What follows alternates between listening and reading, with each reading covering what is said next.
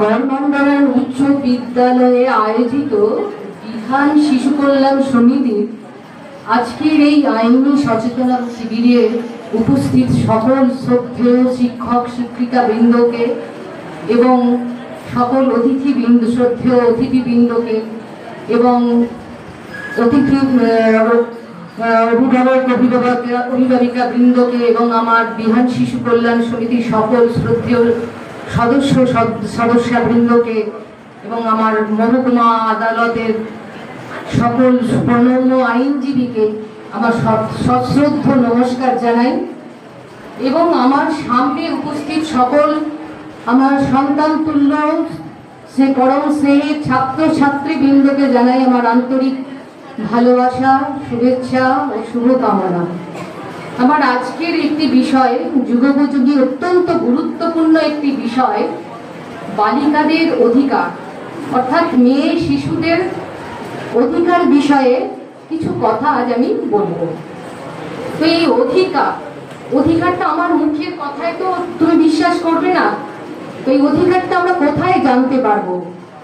এখানে নিশ্চয়ই অনেকে পলিটিক্যাল সায়েন্সের ছাত্রছাত্রীরা তোমরা আছো, ক্লাস 11-এর ছাত্রী যারা আছো, তাদের বিষয় যদি পলিটিক্যাল সায়েন্স থেকে থাকে তারা নিশ্চয়ই সংবিধান সম্পর্কে পড়েছো, জেনেছো। তো আমরা এই অধিকারটা সংবিধানে পাবো।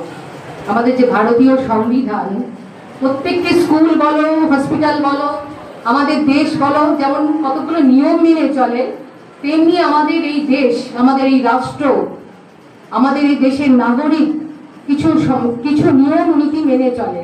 সেই নিয়ম নীতি বা অধিকার কোথায় আমরা পাবো, সেগুলো আমাদের এই সংবিধানে সুনিশ্চিত করা আছে। তো সেই সংবিধানটা কি, সেই সম্পর্কে তোমাদের কিছুটা জানা দরকার। সংবিধান হলো আমাদের মূল আইন গ্রন্থ। আইনের যে বিষয়গুলি আছে সেই সংবিধানে সংরক্ষিত করা আছে, উল্লেখ করা আছে। তো এখানে আমরা আইনি সচেতনতা বিষয়ে বলতে এসেছি বলে আইনটাও তোমাদের জানা দরকার। তো আইনটা কি না, তোমাদের আইন হলো একটি নিয়ম, একটা নিয়মের খাতা বলতে পারো। তো সেখানে কি আছে, তোমরা কি করতে পারবে আর কি করতে পারবে না, আর তোমরা যদি কোনো অন্যায় করো তার বিরুদ্ধে শাস্তি যেটা হবে সেই বিষয়টাই হলো আইন। তো এই আইনের বিষয়কে আমরা কোথায় পাবো, সেই সংবিধান বললাম। তো সংবিধান এই তোমাদের এই বালিকাদের অধিকার বিষয়ে বলতে গেলে আমাকে কিছু কথা উল্লেখ করতে হবে, কিছু শব্দ বিষয় আমাকে বলতে হবে। তো সেখানে আর্টিকেল একটি বিষয় আছে, বাংলায় এটাকে বলা হয় অনুচ্ছেদ। তো এই অনুচ্ছেদটা কি, তোমরা যেমন অঙ্ক পড়ো, সেই অঙ্কের বিষয়টা যখন পড়ো সেটা একটা পুরো একটা বই, কিন্তু যখন তার প্রত্যেকটা অধ্যায় পড়ো সেখানে পাটিগণিত আছে, বীজগণিত আছে। তো পাটিগণিত বীজগণিতের মধ্যে আবার সিম্পল ইন্টারেস্ট আছে, তোমার কমপ্লেক্স ইন্টারেস্ট আছে, একটা অধ্যায়। তেমনি এখানে সংবিধান হলো মূল বড় বই একটা, আর আর্টিকেল বা অনুচ্ছেদটা কি ছোট্ট ছোট্ট একটা অধ্যায়, যেখানে আমাদের নিয়মের ধারা বিবরণী দেওয়া আছে।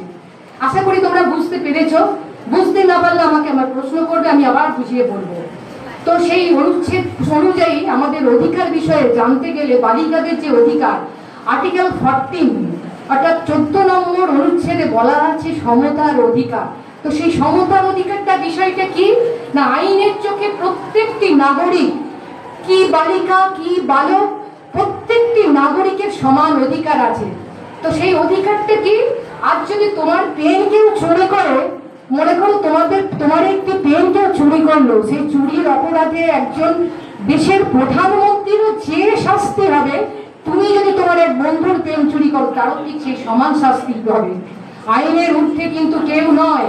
আমি আজকে বক্তৃতা দিতে এসেছি, আমি তোমাদেরকে কিছু কথা বলতে এসেছি। আমি আইনজীবী হিসাবে আমি যদি কোনো অপরাধ করি আমারও কিন্তু শাস্তি মকুব হবে না, এটা মাথায় রাখবে। প্রত্যেকটি নাগরিক কিন্তু আইনের চোখে সমান।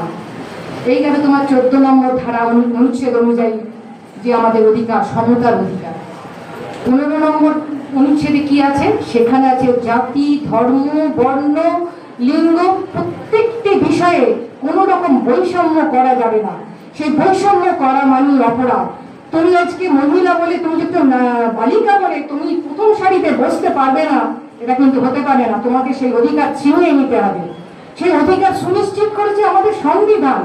সুতরাং তোমার সেই অধিকার, সেই আমাদের অনুচ্ছেদ 15 নম্বরে আমরা সেটা পেয়েছি। 16 নম্বরে কি আছে না, সেখানে আমাদের সুরক্ষা দিয়েছে, আইনি সুরক্ষা, আমাদের সম্মান দিয়েছে।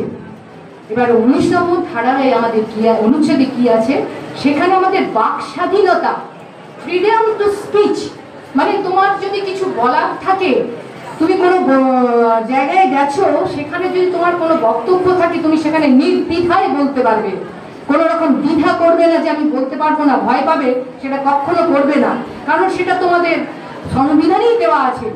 দয়া করে তোমরা চুপ করবে। তো সেই আমাদের সংবিধান অনুযায়ী আমাদের বাক স্বাধীনতা আছে, সেটা আমাদের অনুচ্ছেদ 19 বলে দেওয়া আছে। অতএব আমরা সেই সংবিধানের বাইরে আমাদের আমরা নিজের থেকে কিছু করছি তা কিন্তু নয়, সংবিধান আমাদের এই অধিকার সুনিশ্চিত করে দিয়েছে। আর্টিকেল 21, মানে আমাদের অনুচ্ছেদ 21A, সেখানে কি আছে, প্রত্যেকটি শিশু, প্রত্যেকটি মেয়ে শিশু বা ছেলে শিশু, প্রত্যেকটি বালিকা যাদের বয়স 6 থেকে 14 বছর, প্রত্যেকেই বিনামূল্যে এবং বাধ্যতামূলক প্রাথমিক শিক্ষার অধিকার পাবে। কেউ যদি তোমাকে সেই শিক্ষার থেকে বঞ্চিত করে, অনেকে বাড়িতে কি করা হয়, সেখানে বলে যে কাজ করতে দাও, তোকে আর পড়াশোনা করতে হবে না, কি হবে, দুদিন পর তো তোর বিয়ে হয়ে যাবে। কিন্তু সেই অধিকার থেকে তোমাকে যদি কখনো কেউ বঞ্চিত করে, তোমার শিক্ষা মানে লাভ করার ইচ্ছে আছে, পড়াশোনার ইচ্ছে আছে, তুমি তখন সঙ্গে সঙ্গে আমাদের এই বিহান শিশু কল্যাণ সমিতি বা তোমাদের স্থানীয় যারা শিক্ষায় শিক্ষিত, সুশিক্ষায় শিক্ষিত, তাদেরকে অবশ্যই বিষয়টা জানাবে। তোমার এটা জন্মগত অধিকার, তুমি এটা অধিকার পেয়েছো, আমাদের সংবিধান বলে দিয়েছে যে তুমি তোমার এই শিক্ষার অধিকার পাবে। আরেকটা জিনিস তোমরা মাথায় রাখবে, সুশিক্ষা পেলে, তোমরা সেই সুশিক্ষায় শিক্ষিত হলে তোমরা যখন আত্মনির্ভরশীল হতে পারবে, তখন তোমাদের সেই অধিকার থেকে, তোমাদের যে পাওয়ার অধিকার, কেউ তোমাদের বঞ্চিত করতে পারবে না। কোথায় কোথায় যেতে হবে তোমরা তখন নিজেরাই বুঝতে পারবে। আমাদের থানা আছে, লোকাল থানায় জানাবে, তোমাদের সেই সুরক্ষা দেবে। সর্বোপরি আমাদের রাষ্ট্র তোমাদেরকে সহায়তা করবে যদি তোমরা জানাও। আর আমাদের এই বিহান শিশু কল্যাণ সমিতির যে ব্যানারে যে নাম্বারটা দেওয়া আছে, তোমাদের যদি মানে শিক্ষা থেকে তোমাদের কেউ বঞ্চিত করে, তোমরা অবশ্যই সেখানে জানাবে এবং তোমরা সেই শিক্ষা লাভ করার সুযোগ আমরা করে দেবো। সেখান থেকে তোমরা শিক্ষা লাভ করতে পারবে, সুশিক্ষায় শিক্ষিত হতে পারবে। কারণ সেই শিক্ষা লাভ করলে তোমরা একদিন নির্ভরশীল, আত্মনির্ভর হতে পারবে। তোমরাই একদিন ডাক্তার হতে পারবে, রাষ্ট্রপতি হতে পারবে, প্রধানমন্ত্রী হতে পারবে। যাই হোক, এরপর আমি আর্টিকেল 39 কি বলছে, সেখানে আমাদের স্বাস্থ্য, বিকাশ, শারীরিক যে বিকাশ বা অর্থনৈতিক বিকাশ, সেগুলো আমার দেওয়া আছে, সেখানে সেই অধিকারের কথা উল্লেখ রয়েছে। আর্টিকেল 46 অর্থাৎ অনুচ্ছেদ 46 কি দেওয়া আছে, যারা শিডিউল কাস্ট, শিডিউল ট্রাইব, যারা অনগ্রসর শ্রেণীর মহিলা, তাদের জন্য শিক্ষা এবং অর্থনৈতিক সুরক্ষা, সমস্ত কিছু বিষয়ে সেই অধিকারের উল্লেখ রয়েছে আমাদের ভারতীয় সংবিধান অনুযায়ী। সুতরাং তোমাদের একটাই কথা আমি জানাই যে শুধু আইনটা জানলেই তো হবে না, তো সেই আইনটা বাস্তবে প্রয়োগের চেষ্টা তোমাদের করতে হবে। কারণ সংবিধান আমাদের সেই শক্তি দিয়েছে, অন্যায়ের বিরুদ্ধে তোমাদেরকে রুখে দাঁড়াতে হবে। সব সময় জানবে যে এটা আমাদের অধিকার, সেই অধিকারটা আমাদেরকে ছিনিয়ে নিতে হবে। এবারে তোমাদের কি করণীয়, এছাড়াও আমি যে কথাগুলো বললাম, এছাড়াও আরো কিছু আইন আছে, আগে আমাদের সিনিয়র অ্যাডভোকেটরা বলে গেলেন।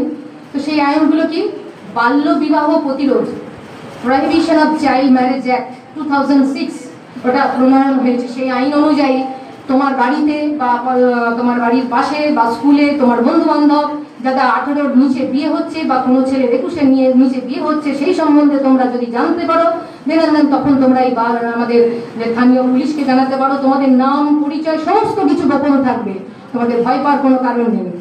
এক, দ্বিতীয়ত জুভেনাইল জাস্টিস অ্যাক্টের কথা আমাদের আমির বাবু বলে গেলেন।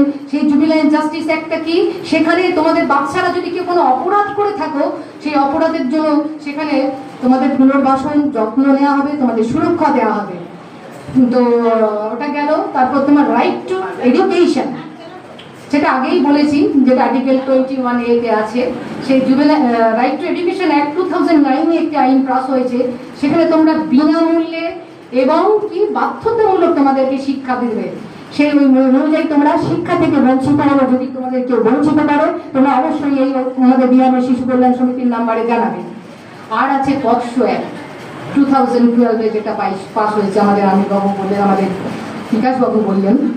তো ওখানেও যৌন নির্যাতন, তোমাদের প্রতি যদি কোনো যৌন নির্যাতন হয়, তার জন্য তোমরা সুরক্ষা পাবে। সেই সুরক্ষার জন্য তোমাদের প্রতি যদি কোনো, তোমার স্কুলে বলো, তোমার বাড়িতে বলো, রাস্তায় ঘাটে যেখানেই তোমার প্রতি কোনো রকম শারীরিক যৌন নির্যাতন বা তোমার প্রতি কোনো রকম অসভ্য আচরণ করাবে, অশ্লীল আচরণ করাবে, কুদৃষ্টিতে তোমার দিকে যদি কেউ তাকায়, তুমি সঙ্গে সঙ্গে তোমার নাম পরিচয় গোপন করে আমাদের এই বিয়ান শিশু কল্যাণ সমিতির 24 ঘন্টায় আমাদের খোলা থাকে এই নাম্বারে তোমরা জানাবে। আমাদের মহিলা পুলিশ আছে, আর আমাদের আরামবাগ থানায় মহিলা পুলিশ একটা সেল আছে, সেখানে জানাতে পারবে, সেই থানার নাম্বার কালেক্ট করবে। তারপর 1098 সম্ভবত ওই নাম্বারে তোমরা জানাতে পারবে। তো যাই হোক, সেইগুলো তোমরা জানাবে। এবার আমাদের করণীয়টা কি?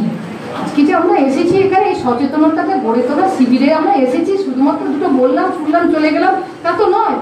তার বাস্তবে প্রয়োগ করতে হবে। কি করবে তোমরা? এই বাল্য বিবাহ যেখানে হচ্ছে তার প্রতিরোধের চেষ্টা করবে। বাচ্চাদেরকে যারা স্কুলে যেতে পারছে না তাদেরকে অবশ্যই তাদেরকে মোটিভেট করবে, তাদেরকে বোঝাবে যে চল তোরা স্কুলে চল, তোরা শিক্ষা লাভ করলে তোদেরকে কেউ পিছিয়ে দিতে পারবে না, তোদের কোনো অধিকার রক্ষণ করতে পারবে না। এবং সুস্থ সমাজ, তাদের নিরাপত্তা, তার প্রত্যেকটি বালিকা যাতে তাদের মর্যাদাপূর্ণ এবং সম্মানীয় জীবন লাভ করতে পারে, তার জন্য তোমাদের প্রত্যেককেই চেষ্টা করতে হবে। এটা হলো আমাদের করণীয়। তো সব শেষে আমি তোমাদের একটাই কথাই বলে যাচ্ছি, আজকের দিনে এত কিছু জানার পরেও আজও দেখবে যেখানে সেখানে তোমরা দেখবে, কান পাতলে দেখবে আজও কিন্তু বাল্য বিবাহ, যৌন নির্যাতন হচ্ছে, শিক্ষার অভাব হচ্ছে এবং সামাজিক বৈষম্যের শিকার প্রত্যেকটি বালিকা কেউ না কেউ হচ্ছে, কোথাও না কোথাও হচ্ছে। তাই আমাদের যেহেতু সংবিধান আমাদের শক্তি দিয়েছে, আমাদের অধিকার উল্লেখ করে দিয়েছে, তো আমাদের সেখানে কি করতে হবে? সে অধিকারের জন্য আমাদেরকে লড়াই করতে হবে। সে অন্যায়ের বিরুদ্ধে আমাদের কি করতে হবে? রুখে দাঁড়াতে হবে, যাতে আমরা সেই অধিকারটা আমরা ছিনিয়ে নিতে পারি। তো সব শেষে আমি তোমাদের একটাই কথা বলবো যে বালিকাদের পড়াও, বালিকাদের বাঁচাও এবং একটা সুস্থ ন্যায়সম্মত সমাজ গড়ে তোলার জন্য, তাদের অধিকারটা রক্ষা করার জন্য সচেষ্ট হও। আমরাও তোমাদের সাথে আছি। এই বলে আমি আমার ছোট্ট বক্তব্য শেষ করছি। আশা করি তোমরা এটা মনে রাখবে।